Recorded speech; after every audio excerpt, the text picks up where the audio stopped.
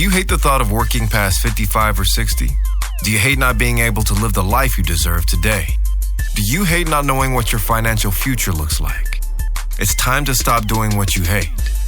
Here's your host, Mr. Harold Green. This is Harold Green, and it is show 100. That's right, 100, y'all. Show 100. 100, y'all. Show 100. That's right.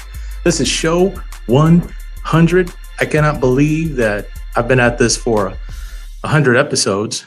To be honest, I didn't even think I would make it through like 50. But, I told myself in 2020 that I would give this a year and see how it went, and to challenge myself and just to see how far I could go, see what kind of results I could get. And honestly, it's my first year doing this. And like anything else, it takes about 18 months to become super proficient at anything that you take on. And there's a lot of growing pains along the way. And, I started off this show years ago, and actually in 2020, the title being, it's time to stop doing what you hate. Stop doing what you hate. And along the way, I've met so many different people, some doing what they love, but a lot of people doing absolutely the things they hate because they need to. Sometimes they just don't know what else to do. And so I want to bring hope. I want to bring encouragement, and I want to bring joy, and I want to make people happy and give people, a sense of well-being, and that everything is going to be all right. And sometimes that's hard to do. I had my own share of personal battles throughout the last year from 2020 until now. There's a lot of things that have happened, good and bad. But, I want to focus on the right here and the right now. And that's going to be the title of today's show, the right here and the right now. And, I've been thinking about this for a while, and, this is show 100. And, I wanted it to be special, but I also wanted it to be a bit realistic in terms of, where we are right now and what's been going on in our life. And so today I just want to take inventory and just kind of talk through some of our goals, the things that we've accomplished, some of the things that are still on the plate, and just kind of walk you through how to prepare yourself for the new year and the kind of mindset that you got to have going into the new year. I'm telling you, you got to think this way. If you don't, it's going to be very, very disastrous for your situation. And I'll share with you that towards the end of the show. But I want to talk about the right here and the right now and the purpose of the show. And that is to eliminate bad financial planning, bad financial decisions, one person at a time, one client at a time. And like I said, if I can help more people through the show all at the same time, that's great. But realistically, in the one-on-one situations, when people come in and they sit down and they talk to me, or they do a Zoom meeting with me, we discover so many different things about where they were, where they've been, who they've been working with, what happened with them, and, how did they get to where they are right now? And there's a lot of things that have happened in people's lives, and a lot of people have been taken advantage of by, quote unquote, trusted advisors. And a lot of times people just didn't know what they didn't know, and they were doing what they needed to do to pretty much get by. And so there's a lot of people out there now that are just turned off to having somebody on their team. And it's just really, really hard. It's really, really hard.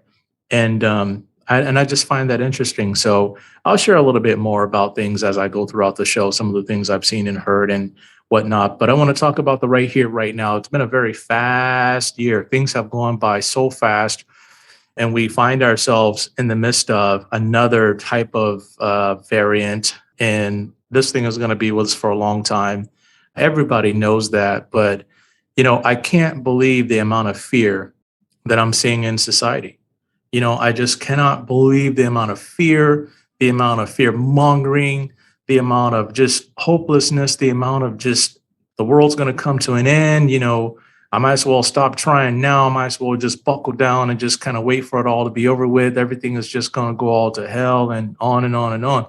And I tell you, I think we have to battle that type of thing with faith, faith.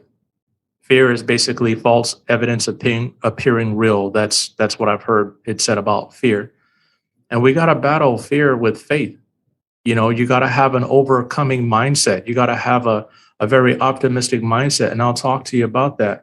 But let's take inventory. All right. So 1, 2, 3, let's get it. What was this year like for you?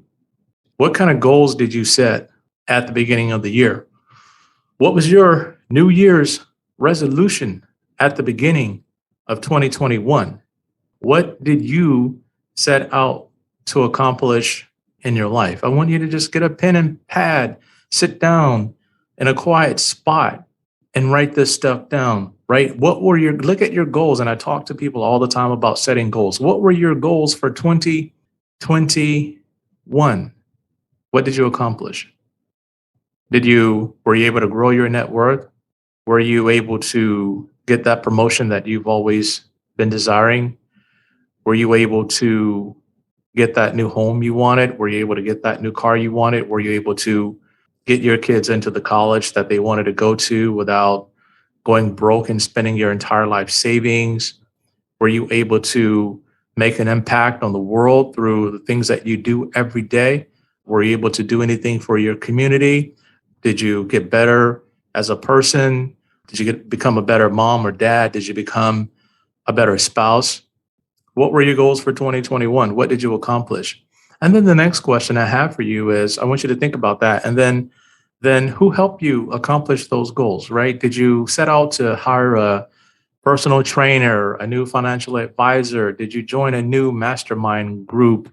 Did you get anybody new on your team? Did you hire a new CPA? Did you hire a new attorney? Did you bring on new business associates? Like, who helped you do that, right? Who? I want you to think about that. What did you accomplish and who helped you do that? And was it hard? Let's talk about how hard it was or not. For me, I set out to lose as much weight as I possibly could at the beginning of the year. I was heavy, man. I'm still kind of big, but I was real big. And I don't want to say how much I weighed because it's an embarrassment. And when I told people how much I weighed, they're like, nah, man, you don't look that big. And it was like, okay, I must be big as hell because they're just trying to be nice about it. But I just set out on a journey and I was working out by myself. And I think when my father-in-law passed away back in February, it was real heavy. It was real hard for me. And I looked back at that and I just said, okay, my wife was gone. She was in Japan. I was just kind of by myself, grieving by myself because of this pandemic that we had going on. And I was just by myself. And I said, you know what? I'm just going to drive by my trainer's gym and I'm just going to say, yo, John, man, look, I want to see what you got. I think I told you guys a story. We hooked up. I got back training again back in March, I believe it was. And so, and it's been hard. It's been real hard. It's been real hard trying to stick with, the diet and things like that, trying to stick with the eating right and to stick with the training. And, Monday, I went in this past Monday and I was going to straight up cancel. I was feeling like crap, man. I was tired. I didn't have it. But I went anyway, because I knew that if I went, I would be building on something that I had started. And every time you do something hard, you're building layers upon layers of your foundation that nobody can ever take away from you. And so that was my goal. And I've lost probably 40 pounds, if not more, this year alone. And yeah, it's been hard getting up early, doing all the things that I've been doing. And so accomplishing your goals is going to be hard. Did I have obstacles? Heck, yeah, I had obstacles, but shoot, I had to do it. And now it's become part of my lifestyle where, people say, hey, how did you do it? And I kind of tell them how I did it, but basically it's a lifestyle. And if you're not going to be willing to commit to changing your lifestyle, you're not going to change your trajectory and you're not going to meet your goals. It takes changing a lifestyle in order to meet goals. And it's hard, but it's something that we have to do. And the next question that I have is, what's still left on the table for you for 2021? What goals that you set that you have not met yet? What's still on the table? And then the next question is, what's preventing you from accomplishing those goals? Like, say, if it's a monetary thing, you want to make this much more money, what's getting in your way? What's stopping you? I want you to write that stuff down because, this is important. If you set those same goals for 2022 and you haven't figured out what's preventing you from accomplishing them in 2021, I mean, it's an exercise in futility, right? You just keep saying on it. And that's what happened to me for like the last 10 to 15 years. I had these goals that I wanted to accomplish. I made some progress, but man, you know what? The biggest person that was getting in my way was me, myself, and I. I was getting in my own way. I was tripping myself up because I kept making bad decisions that kept me from getting to where I really wanted to be. So I had to do a checkup from the neck up and just kind of sit down with people and just kind of talk through this stuff. And it helped me. It helped me a lot. And so for 2022, there are two mindsets, that we will see prevalent in our country in 2022. You're going to either see people with an optimistic mindset or you're going to see people with a pessimistic mindset. And I heard a study that was done, somebody repeated it the other day, and they said they did a study of how many people were optimists and then how many people were pessimists. And 3/4 of the pessimists thought they were optimists. And when they were interviewed and the questions were asked and how they thought about certain things, they actually turned it, they're pessimists. They were not optimistic at all. And there's so many people with the pessimistic mindset, like, you better watch out.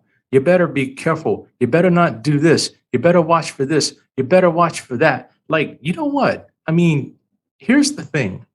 There's a lot of incompetence going around in the world, a lot of incompetence.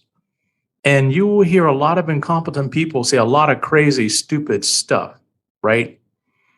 And I try to get my information from all different sources, and there's a ton of information in the world. I mean, there's so much information in the world, it's just pretty much crazy. And you're going to have to sit there and figure out what's true, what's false, who's trying to get something out of me and who's trying to scare me to doing something they want for their own personal gain. And they're using my fear and using my insecurity against me to get what they want out of me. What's going on here, right?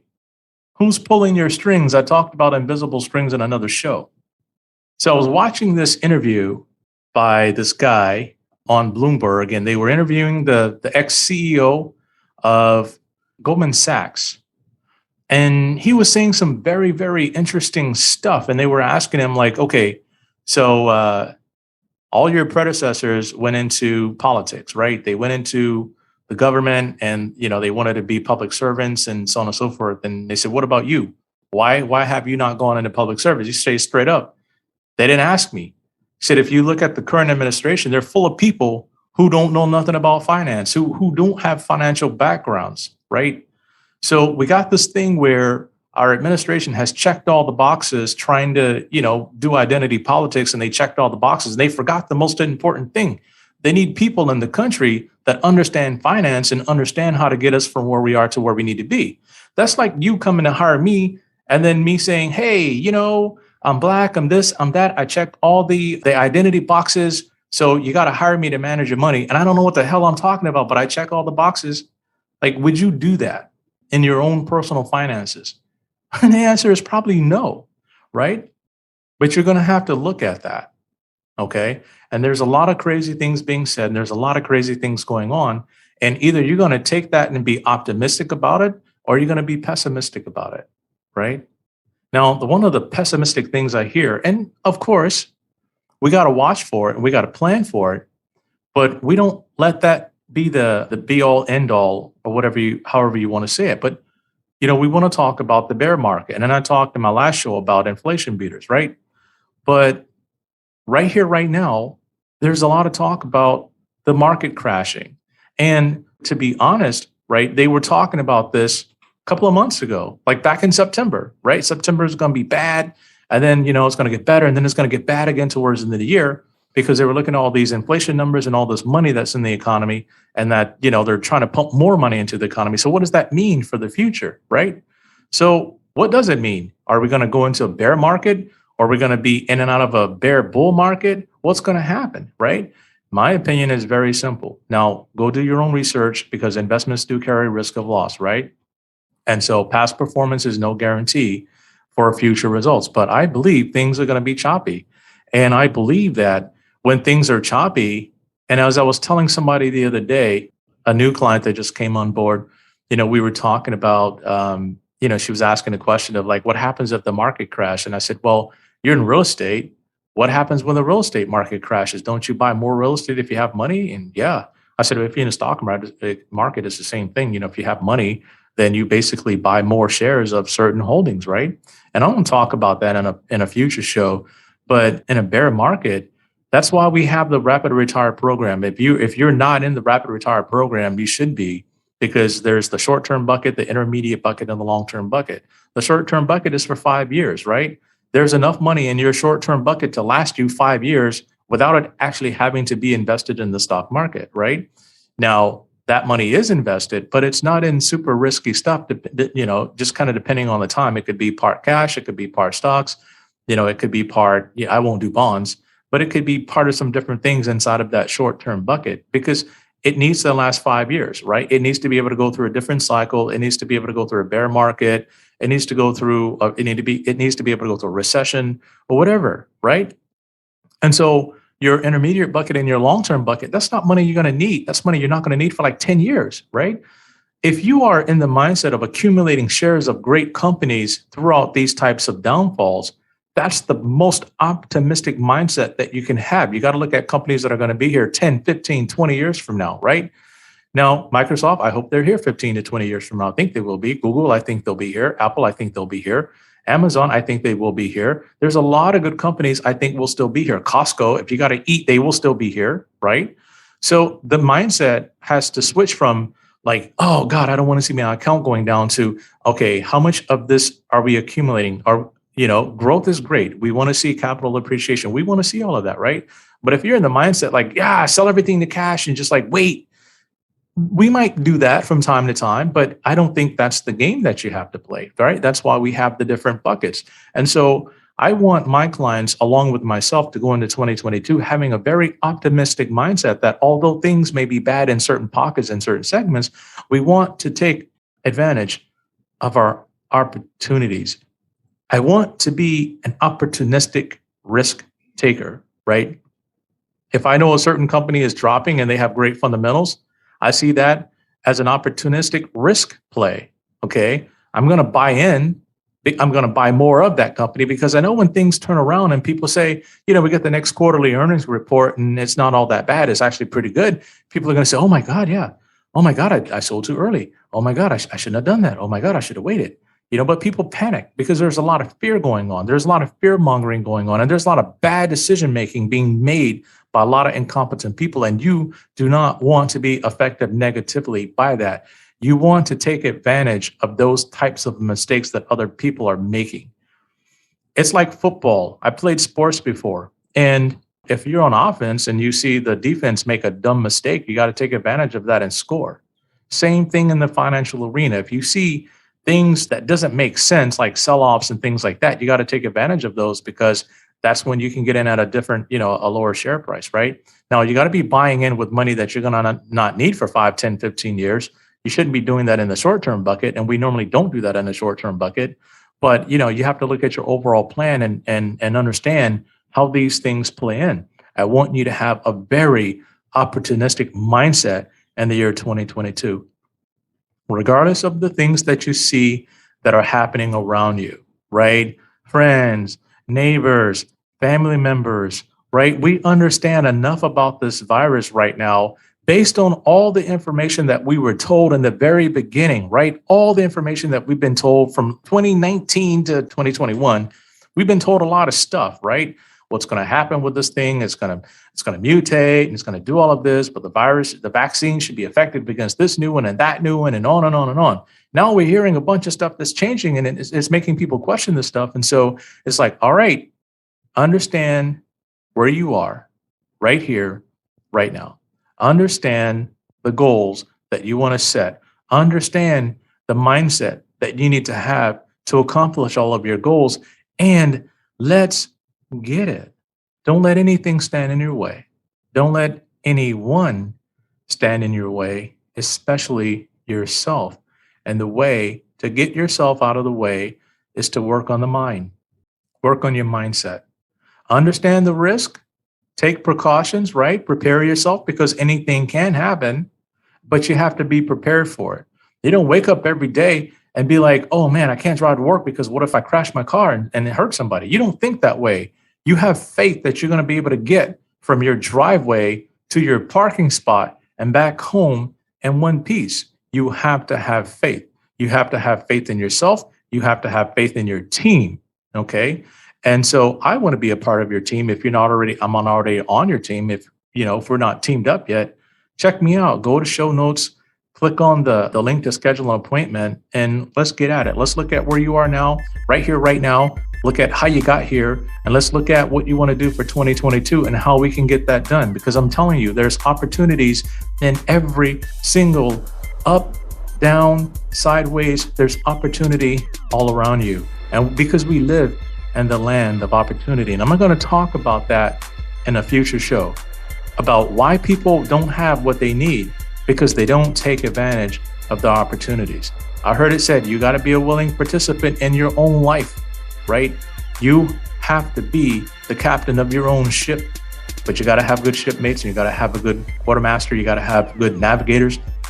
You have to have a good team on that ship. So check me out in the show notes. Click on the link to schedule a meeting, rapid retire assessment or wealth management assessment. And definitely, I want to get to know you, get to know what you're about, get to know your family, what your family's about, your goals, your dreams, and see if we can make something happen.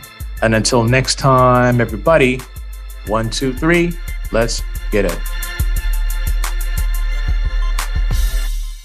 This is thepodcastfactory.com.